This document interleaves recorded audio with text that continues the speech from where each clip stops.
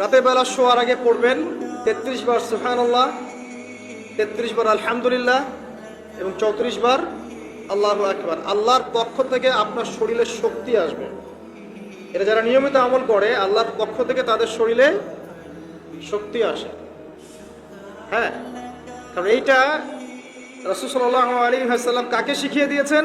তার মেয়ে ফাতিমা রাদিয়াল্লাহু আনহাকে।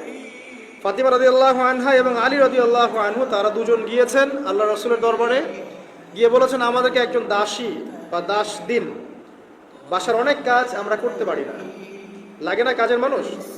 নবী সাল্লাল্লাহু আলাইহি ওয়াসাল্লাম বলছেন যে আমি কি তোমাদেরকে এমন কিছু শিখিয়ে দিব যেটা তোমাদের এই দাস দাসের অভাব পূরণ করে দিবে, প্রয়োজন হবে না? অবশ্যই শিখিয়ে দিন।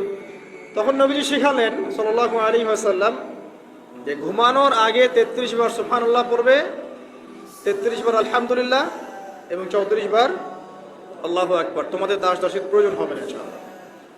তোর ব্যাখ্যায় অনেক ওলামায়ে কেরাম বলেছেন যে এটা নিয়মিত আমল করতে থাকলে রোগ ব্যাধি কম হয়, শরীরে শক্তি আসে, এনার্জি বাড়ে, আপনি নিজের কাজ নিজেই করতে পারবেন ইনশাআল্লাহ আজ্জা ওয়া জাল্লা। আসুন সামনে যাই। এরকম ঘুমানোর আরো বেশ কিছু আমল আছে, আমি অল্প কয়েকটা বললাম, এগুলোই করা শুরু করেন, আল্লাহ তৌফিক দান করুন। আর যদি পারেন ওযু করে ঘুমাতে পারলে আরো বেশি ভালো হয়। এবার আপনি ঘুমাচ্ছেন ডান কাত হয়ে, কি পড়বেন এই সময়? আল্লাহুম্মা বিসমিকা আমুতু ওয়া আহইয়া, আলহামদুলিল্লাহ, দোয়া সবার মুখস্থ আছে। এবার ঘুমান। এই যে ঘুমাচ্ছেন আপনি 3 ঘন্টা বা 4.5 ঘন্টা বা 6 ঘন্টা, আপনার এই পুরো ঘুমটা হবে ইবাদত ইনশাআল্লাহ তাআলা।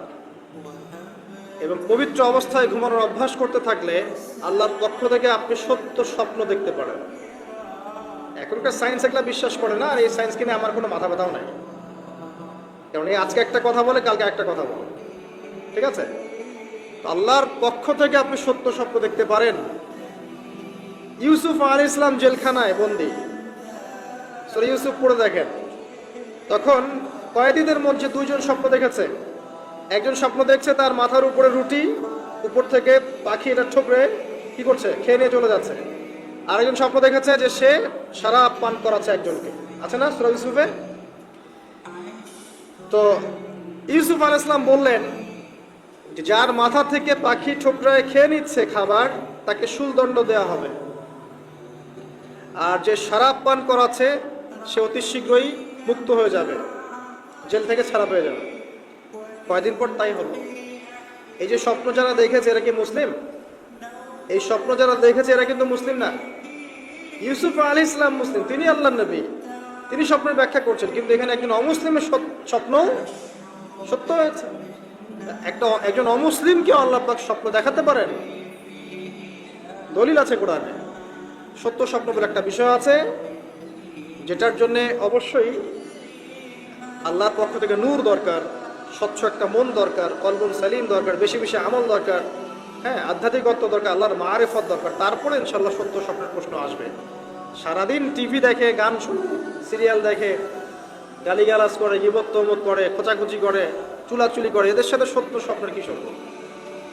এদেরকে তো শয়তান স্বপ্ন দেখাবে। কথা বুঝতে পারছেন না?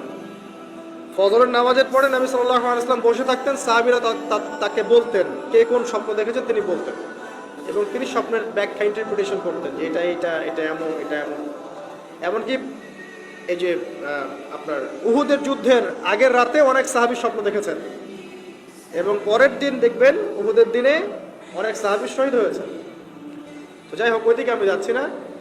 তো এই যে ঘুমটা আপনি ঘুমাচ্ছেন, ইনশাআল্লাহ আপনার ঘুমটা কি হচ্ছে? ইবাদত হচ্ছে না? আলহামদুলিল্লাহ। আলেম যারা, তাদের ঘুমও ইবাদত। যারা এই যে মুসলিম, মুমিন, মুত্তাকি, আলেম, তাদের ঘুমগুলো কি ইবাদত।